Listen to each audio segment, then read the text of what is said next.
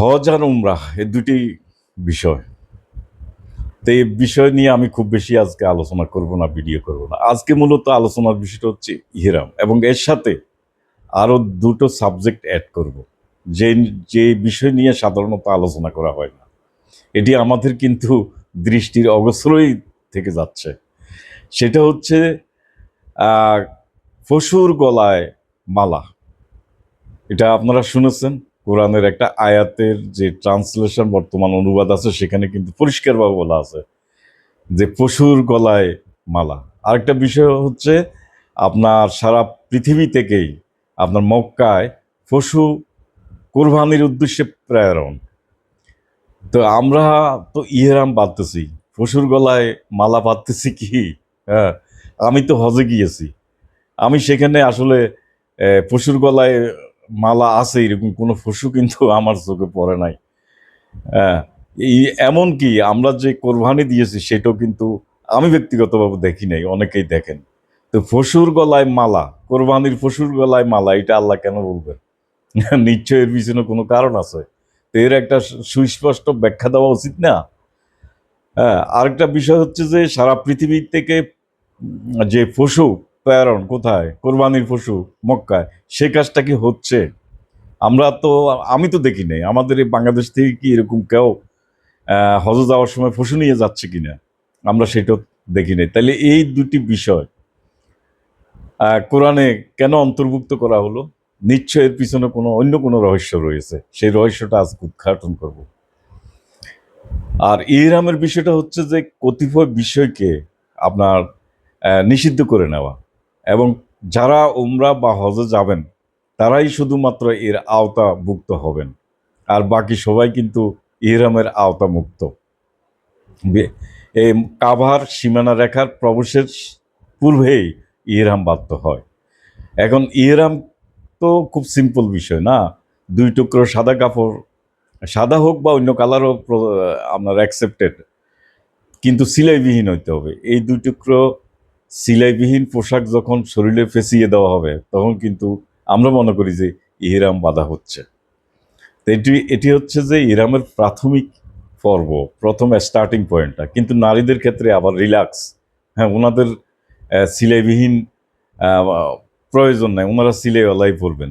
তো আল্লাহ কেন যে আহ, পুরুষের জন্য একরকম বিধান নাজিল করলেন, আবার নারীদের ক্ষেত্রে ভিন্ন বিধান নাজিল করলেন? আল্লাহর আহ, সংবিধানে এই দ্বৈত নীতি আছে কি না? আমার তো মনে হয় না। আমরা কোথায় না কোথায় একটা ভুল করছি।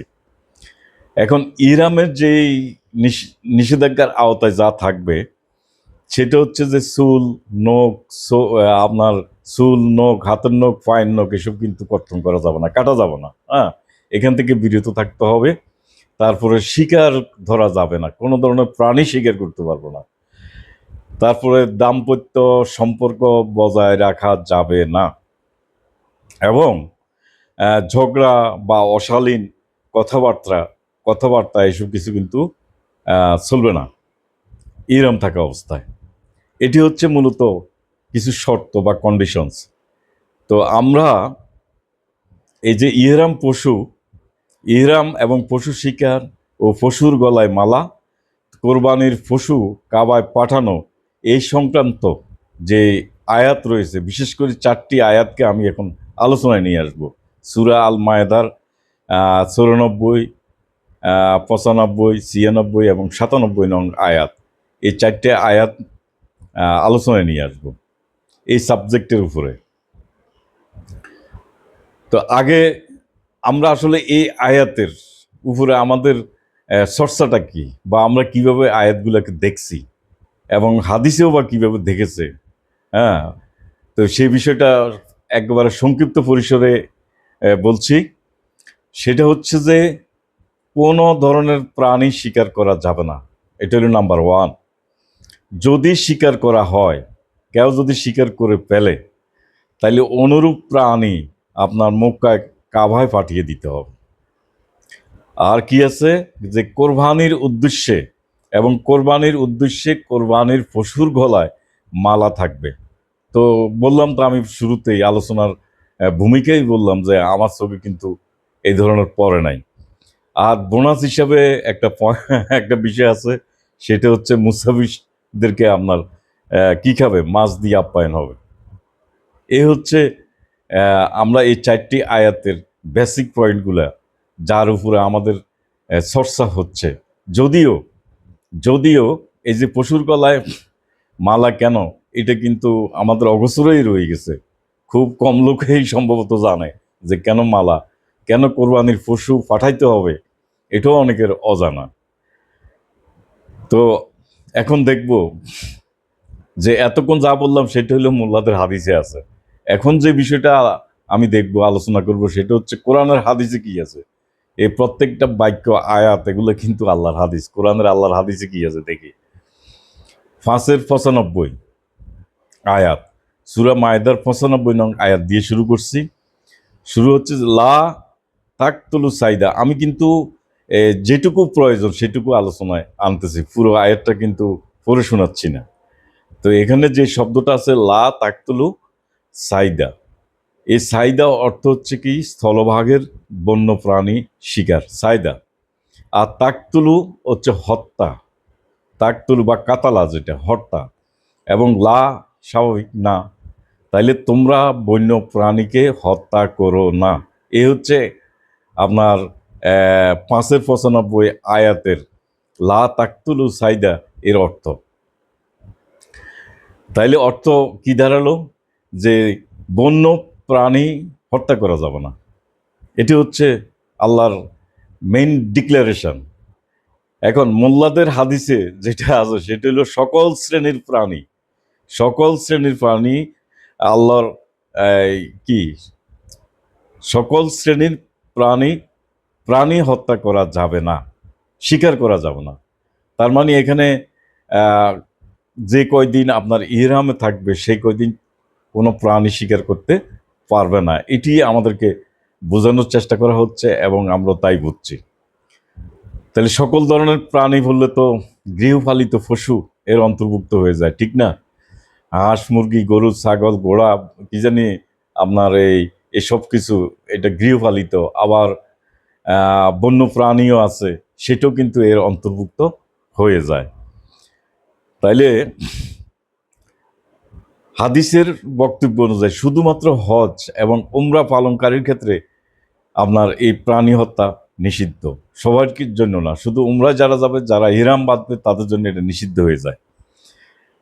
এখন এছাড়া পৃথিবীর আর বাকি যারা আছে, ইহরাম বাঁধার বাইরে যারা আছে, সবার জন্য অ্যাজ ইট ইজ, সারা বছর যাই হয় সে একইভাবে তারা চলবে। হ্যাঁ, তাইলে এই আয়াতের লা তাকতুলু সাইদা, এই আয়াতের মেসেজটা কি? আল্লাহ এই আয়াতের খুব সংক্ষিপ্ত মেসেজ এইটুকুই, সেটা হচ্ছে বন্য প্রাণী শিকার নিষিদ্ধ। এই যে নিষিদ্ধ, হ্যাঁ, এটা আপনার ইহরাম বা হারাম। এই হারাম কি, বন্য প্রাণী হত্যা আল্লাহ নিষিদ্ধ করেছেন। এর সাথে কিন্তু ইহরামের কোনো আমাদের প্রচলিত ইহরামের সাথে কোনো সম্পর্ক নাই। কোনো ধরনের বন্য প্রাণী হত্যা করা যাবে না। এই মেসেজটা কিন্তু সার্বজনীন, সারা পৃথিবীবাসীর জন্য, সকল মানব জাতির জন্য মেসেজ কিন্তু আল্লাহ একটাই দিয়েছেন, সেটা হচ্ছে যে বন্য প্রাণী শিকার করা যাবে না। এবং এই আইনটি, বন্য প্রাণী সংরক্ষণ আইন, কিন্তু সারা পৃথিবীতে চালু রয়েছে, হ্যাঁ, ইফেক্টিভ আছে। এবং এটি সার্বজনীন এবং সকলের জন্য এই আইন কিন্তু প্রযোজ্য। তাইলে যদি স্বীকার করে, তাইলে সেই ক্ষেত্রে বলা হচ্ছে যে আইনের প্রয়োগ কি, আমাদের যে আইনটা আছে সেই আইনের প্রয়োগ কি, আর আল্লাহ কি আইনের প্রয়োগ রেখেছেন বন্য প্রাণী হত্যার ক্ষেত্রে। যে সায়দা শব্দ হচ্ছে বন্য প্রাণী শিকার, আর হাদিসে সায়দা হচ্ছে যে শিকার, যে কোনো ধরনের প্রাণী শিকার। পার্থক্য কিন্তু এই জায়গায়। হ্যাঁ, সায়দা ওয়া আনতুম হুরুমুন, এই যে হুরুমুন থেকে এরা ইহরাম বলতেছে বা হারাম। আর হুরুমুন একদম সরাসরি শব্দের অর্থ হচ্ছে যে নিষিদ্ধ। তাইলে সায়দা হচ্ছে কি, বন্য প্রাণী শিকার। হ্যাঁ, ওয়ান্তুম, তোমাদের জন্য নিষিদ্ধ। এতে কি বোঝা যাচ্ছে? এখানে তো ওই শুধু যারা উমরা বা হজ করবে, যারা সাদা কাপড় পরবে, তাদের জন্য তো আল্লাহ বলেনি, এটি একটি সার্বজনীন আইন। সারা পৃথিবীর মানুষের জন্য হুম এই নিষিদ্ধতা আপনার আরোপ করা হয়েছে যে বন্য প্রাণী হত্যা করা যাবে না, তোমাদের জন্য সেটাকে নিষিদ্ধ ঘোষণা করা হলো। আমরা সারা পৃথিবীতে আমরা কিন্তু এখন স্থলজ ও বনজ যে শিকার ও সংরক্ষণ আইন সেটা কিন্তু আন্তর্জাতিকভাবে কার্যকর রয়েছে। তাইলে হজ এবং উমরার সাথে এর কোনো সম্পর্ক কোনো অবস্থাতে নেই। এখন এই ক্ষেত্রে এই যে প্রত্যেকটা আইনের কিন্তু আবার বিচারিক ধারা রয়েছে, যে বিচারের ক্ষেত্রে একটা কি কি ধারা অবলম্বন করা হবে এবং তাদের শাস্তির মাত্রাটা কতটুকু হবে, এটি কিন্তু আমাদের দেশে এটা বাস্তবায়ন হচ্ছে। তো জেল জরিমানা কাপ্পারাটা আছে, যে এখানে আপনার আহ, এখানে ইয়াক বিচারক এখানে বিচারক বিচারটা করবেন, সেটা বলছে যে ইয়াকুমু আদলিন। আমি 95 আয়াতটি যেটা 5-এর, ইয়াকুমু আদলিন, ইয়াকুমু হাকিম, শব্দটা হাকিম থেকে ইয়াকুমু হাকিম, সেই হাকিম বা বিচারক আদলিন ন্যায্যতার ভিত্তিতে তিনি বিচার করবেন। যিনি হাকিম থাকবেন, বিচারক থাকবেন, তিনি যদি কোনো কারণে বন্য প্রাণী শিকার করেন তাহলে তার বিরুদ্ধে কি মামলা হয়ে যাবে। মামলা হয়ে গেলে হাকিম থাকবেন, হাকিম আমাদের আদালত থাকবে, সেখানে বিচার হবে। তাইলে এখানে আহ, জেল জরিমানা বিষয়টা যা আল্লাহ কিন্তু নির্ধারণ করে দিয়েছেন, যারা এই অপরাধের সাথে জড়িয়ে পড়বে, যারা বন্য প্রাণী হত্যা করবে, যারা ধরুন সুন্দরবনে সুন্দরবনে প্রবেশ করে তারা একটা হরিণকে শিকার করলো, তো তাদের বিচারটা কি হবে? এই হরিণ কিন্তু একটা বন্য প্রাণী, হ্যাঁ। তো যেহেতু আল্লাহ বলছে হত্যা করা যাবে না, তো আল্লাহ আবার বলে দিয়েছে যে এখানে একটা বিচারক আপনার আদালত থাকবে, আদালতের সেই বিচারক ইয়াকুমু বা হাকিম থাকবে, বিচারক, এবং আদলিন ন্যায্যতার ভিত্তিতে তিনি বিচার করবেন। তো জেল জরিমানা বা কাপ্পারাটা কি এখানে?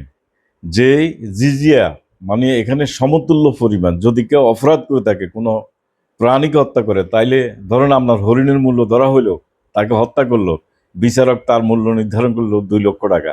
এই 2 লক্ষ টাকার তার সমতুল্য পরিমাণ আপনার গৃহপালিত পশু অর্থাৎ গরু ছাগল, এখান থেকে আমাদেরকে তার কাপ্পারা দিতে হবে।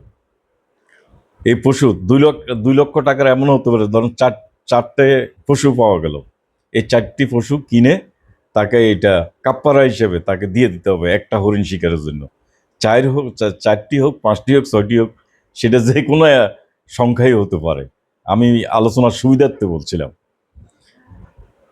আর যদি সে ব্যর্থ হয়, অর্থাৎ তার গৃহপালিত পশু দেওয়ার তার পক্ষে সম্ভব না হয়, তাহলে অথবা আইনের কতগুলো ধারা থাকে না, অথবা অথবা অর্থদণ্ড, তাকে অর্থদণ্ড দিতে হবে, অর্থাৎ তাকে নগদ 2 লক্ষ টাকা। কাকে দেবে এটা? আমাদের দেশে হইলে হয়তো সরকারি ট্রেজারে সেটা জমা হয়ে যাবে, কিন্তু তৎকালীন বা আল্লাহ যে আইনের কথা বলছে যে গরিবদের মাঝে মিসকিনের মাঝে আপনার সেটাকে কি করতে দিতে হবে? বিলি বন্টন করে দিতে হবে এই অর্থদণ্ড সেটা। অথবা তারপর আবার অথবা আছে, এখন সেই গৃহপালিত পশু দিতে পারলো না, তারপরে কি দিতে পারলো না?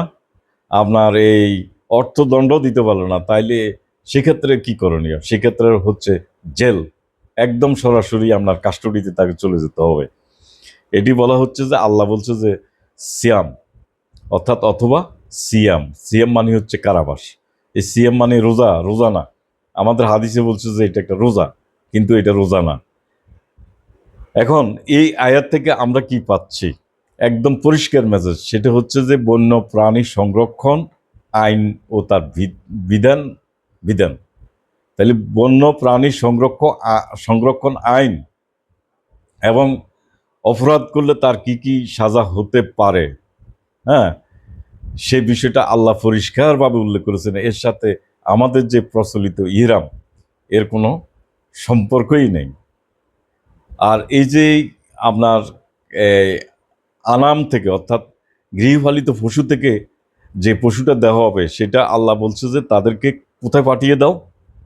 কাপ্পারা হিসেবে যেটা আদায় করা হবে, যে এখানে হাদি, হ্যাঁ, বালাগাল কাবা, অর্থাৎ তাদেরকে ফেরত দিয়ে পাঠিয়ে দাও কোথায়? বালাগাল কাবা। এই কাবা মানে আমাদের হাদিস সাহেবেরা মনে করলেন, হাদিস লেখকেরা মনে করলেন কাবা মানে মক্কার কাবা। কিন্তু মক্কার কাবা নয়। এই প্রাণীকে যখন আমরা সেটা জরিমানা স্বরূপ, সে প্রাণী, তাকে তো আবার মারা যাবে না, তাকে দিয়ে দিতে, পাঠিয়ে দিতে হবে গৃহপালিত পশু থেকে। ধরেন 4টে গরু বললো, এই 4টে গরুকে পাঠিয়ে দিতে হবে কোথায়? আপনার সুন্দরবনে অবমুক্ত করা হবে। এ হচ্ছে আল্লাহর আদেশ। আপনারা আবার 60 শব্দ বলছি, স্যারকে ফিক্সড মনে করবেন না, যে কোনো সংখ্যাই হতে পারে। তাইলে আল্লাহ কি আদেশ দিয়েছেন? আমরা এই যে 5-95 আয়াত থেকে প্রথম মেসেজ হচ্ছে যে বন্য প্রাণী সংরক্ষণ করতে হবে, তাকে হত্যা করা যাবে না। এটা হলো প্রথম, সব মানব কল্যাণের জন্য। যদি হত্যা করে তাইলে তাকে জিজিয়ে দিতে হবে সমপরিমাণ বা তার সমমূল্যের হিসাব করে। গৃহপালিত পশু থেকে সেটা অবমুক্ত করে দিতে হবে। কোথায়? বালাগাল কাবা। এই বালাগাল কাবা মানে হচ্ছে সংরক্ষিত। বালাগাল কাবা অর্থ সংরক্ষিত আবাসস্থল, অর্থাৎ প্রাণীরা যেখানে আপনার সুরক্ষিত থাকে, তাদের যে নিজস্ব আবাসস্থল থাকে। 95 নং আয়াত থেকে আমরা কি মেসেজ পেলাম? যে বন্য প্রাণী সংরক্ষণ করতে হবে, তাকে হত্যা করা যাবে না, এবং যারা হত্যা করবে তাদের ক্ষেত্রে আল্লাহ কিছু নীতিমালা, ভীতিমালা এবং শাস্তির কিছু আইন আল্লাহ ঘোষণা করেছেন। পরবর্তী আয়াত 5-96 নং আয়াত, সেই আয়াতটি সম্পূর্ণরূপে আপনার জলজ প্রাণীর উপর। এই আয়াতটি কিছু ডিক্লারেশন আল্লাহ দিয়েছেন, ঘোষণা আল্লাহ এখানে দিয়েছেন। আল্লাহ আল্লাহ রব্বুল আলমিন শুরুতে বলছে যে সাইদুল বাহর শব্দটা এখানে উল্লেখ করেছেন, অর্থাৎ সাগরের প্রাণীর শিকার বৈধ এবং খাওয়া যাবে। এটি হচ্ছে আল্লাহ রব্বুল আলমিনের ঘোষণা। তবে উপকূলীয় অঞ্চলে শর্ত, উপকূলীয় অঞ্চলে প্রজনন মৌসুমে যখন কোনো প্রাণী, এই সামুদ্রিক প্রাণী, তারা যদি ডাঙ্গার কাছাকাছি চলে আসে, হ্যাঁ, তখন তাদেরকে ধরা যাবে না, মাছ ধরা নিষিদ্ধ। তারা এখানে ডাঙ্গার কাছাকাছি আসে, এসে তারা মাছ সেখানে বাচ্চা বা রেণু ছাড়ে এবং সেখানে তার বংশ বিস্তার করে। এটি হচ্ছে প্রজনন মৌসুম এবং নির্দিষ্ট এলাকাতে এটি প্রায় ঘটে। যেমন আমাদের বাংলাদেশে যে ইলিশ মাছ গভীর সমুদ্র থেকে তারা চলে আসে, এসে তারা নির্দিষ্ট স্থানে তারা কিন্তু প্রজনন করে, ডিম ছাড়ে, বাচ্চা দেয়। এই অবস্থায় আল্লাহ নিষেধ করেছেন যে তাদেরকে হত্যা করা যাবে না। এই যে মাছগুলি তারা সাময়িক সময়ের জন্য তাদের আগমন ঘটে, এখানে শব্দটি ব্যবহার করেছে ওয়ালিল সায়ারা। ওয়ালিল সায়ারা, তারা অস্থায়ী সাময়িক সময়ের জন্য প্রজনন মৌসুমে আসে এবং তারা ফিরে যায় পরবর্তীতে। তো আমাদের হাদিসে এই ওয়ালিল সায়ারা অর্থ করেছে মুসাফির। তো মুসাফির অর্থ কেন করবেন? মুসাফির তো নিজেই স্বতন্ত্র একটি আরবি শব্দ, ঠিক না? মুসাফির, আল্লাহ তো মুসাফির শব্দ ব্যবহার করতে পারতেন, তাই তো করেন নাই। তিনি বলছেন ওয়ালিল সায়ারা, তার মানে গভীর সমুদ্রের মাছ প্রজননের উদ্দেশ্যে নির্দিষ্ট অঞ্চলে সুনির্দিষ্ট সময়ে তারা বংশ বিস্তারের জন্য যখন আসবে, তখন তাদেরকে শিকার করা যাবে না। আর যে উপকূলীয় এলাকায় ডাঙ্গার কাছাকাছি যারা আসবে, সেটা হচ্ছে সাইদু শব্দটা, এবং ধরা নিষিদ্ধ মানে হুরুমুন। এই হুরুমুনকে বা হারাম, এটাকে তারা বানিয়ে দিয়েছে ইহরাম। আসলে এই আয়াতের এই অংশে এখানে ইহরামের সাথে কিন্তু কোনো সম্পর্ক নাই, এর সাথে হজ কিংবা উমরার কোনো ধরনের সম্পর্ক নাই।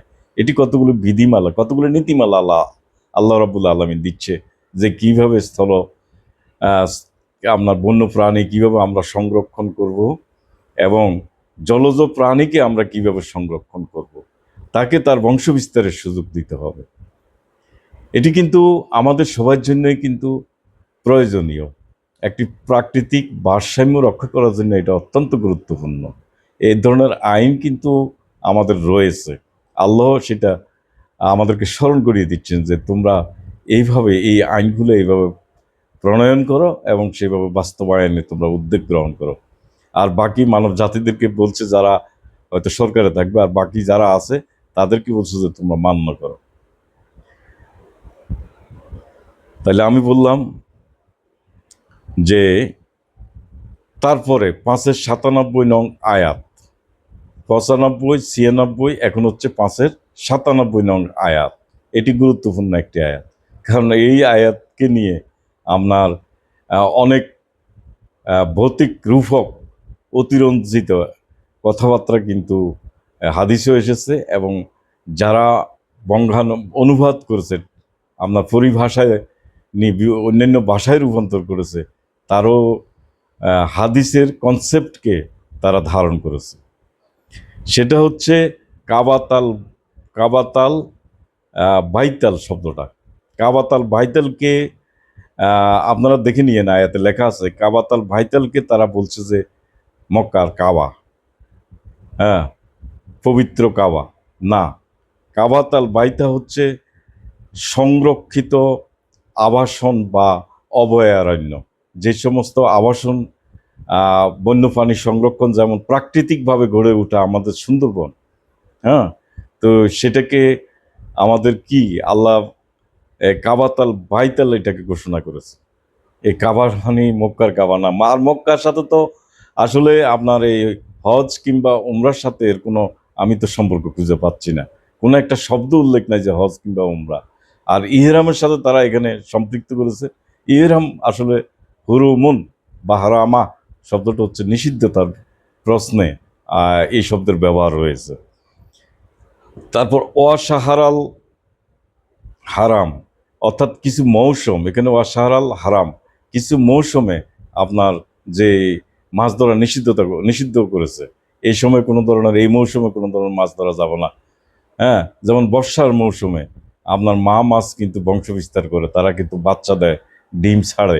এতে করে আহ, এই প্রজনন টাইম, এই প্রজনন মৌসুমে আমাদেরকে, এই মৌসুমটাকে আমাদের সম্মান করতে হবে। এই সময় কিন্তু স্বীকার করা যাবে না। সেটি আল্লাহ এই জন্য আল্লাহ শব্দটি ব্যবহার করছেন ওয়া শাহরাল হারাম, নিষিদ্ধ এই সময়ে, প্রজনন সময়ে। আর আমাদের হাদিসের কনসেপ্ট বা যারা কনসেপ্ট অনুযায়ী যারা অনুবাদ করেছেন, ট্রান্সলেট করেছেন, তারা বলছে পবিত্র মাস, সম্মানিত মাস। এই সম্মানিত শব্দটা মাসের আগে লাগিয়ে বলেন কি বেনিফিটটা কি? আসলে তো এর ইউজটা কি? কেন আল্লাহ এই মাসটাকে খুব ইম্পর্টেন্ট করেছেন? ধরে নিলাম আপনাদের সম্মানিত মাস, সেটাও বা কেন করেছেন এটা আমাদেরকে বুঝতে হবে না? খালি পড়লে কি হবে বলেন? তারপরের শব্দটা আপনার কালাইদ। এই কালাইদ অর্থ হবে বিশেষ চিহ্নিত এলাকা। যেমন ধরেন সাফারি পার্ক হতে পারে, ঠিক না? তো এটা একটা বিশেষ চিহ্নিত এলাকা কালাইদ। হ্যাঁ, তারপরে এই যে আমাদের সুন্দরবন হতে পারে, তারপরে যে সমস্ত এলাকাগুলোকে আল্লাহ আমাদের সরকার অভয়ারণ্য ঘোষণা করে, সেই স্থানগুলো প্রাকৃতিকভাবে গড়ে ওঠে, এই সমস্ত স্থান, একে একে আল্লাহ নাম দিয়েছেন কালাইদ।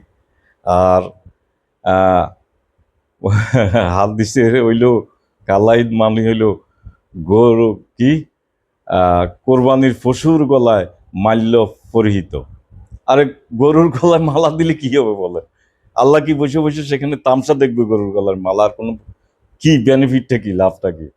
কি করবে আসলে আমি বুঝি না, কিভাবে যে এই কথাটা বললো, কোথায় গরু খুঁজে পেলো, কোথায় পশু খুঁজে পেলো যে তার পশুর গলার মধ্যে মালা পরিহিত। এটি হচ্ছে কালা ঈদ।